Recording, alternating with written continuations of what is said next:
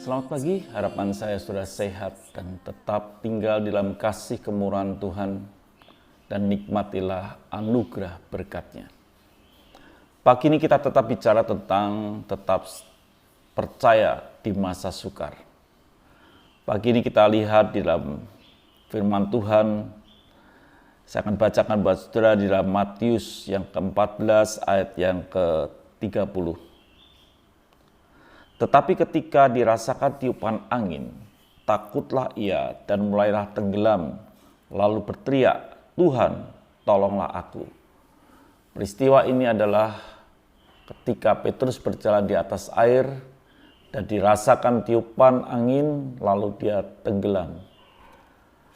Dan waktu dia tenggelam, dia berteriak, "Tuhan, tolonglah aku." Pernahkah saudara bayangkan ketika saudara ada di satu tempat di mana kolam renang, lalu saudara mencoba untuk tenggelam, dari atas langsung tenggelam, dan mencoba saudara berkata, "Tuhan, tolonglah aku." Mungkin kalimat itu tidak sanggup terselesaikan dan saudara sudah tenggelam ke dalam air. Dan saudaraku kasih Tuhan, ayat yang ke-31 dikatakan, segera Yesus mengulurkan tangannya, memegang dia dan berkata, "Hai orang yang kurang percaya, mengapa engkau bimbang?" Ada hal yang istimewa di dalam pelajaran ini atau apa yang kita bisa ambil. Yang pertama bahwa Tuhan adalah Tuhan yang sanggup mendengar seruan kita. Walaupun mungkin angin ribut, walaupun gaduhnya suasana di sekitar, Tuhan adalah Tuhan yang sanggup mendengar seruan kita. Dia Allah yang sanggup melihat kondisi kita. Itu Tuhan. Dan ketika saudara mencoba tenggelam di kolam renang, mungkin kalimat "Tuhan tolonglah aku" itu tidak sempat saudara ucapkan secara komplit.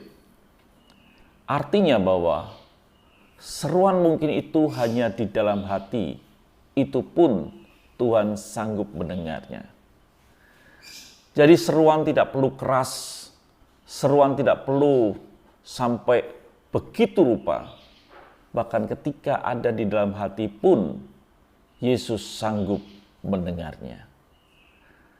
Hal berikutnya kita boleh pelajari adalah Yesus yang bertanggung jawab.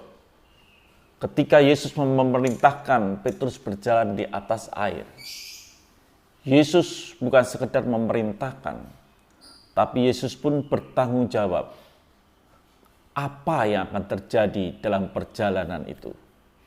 Ternyata Petrus tenggelam, dia berteriak, dan Tuhan menolongnya. Tuhan tidak menyalahkan, Tuhan menolong lebih dulu, baru dia memberitahu bahwa engkau orang yang kurang percaya.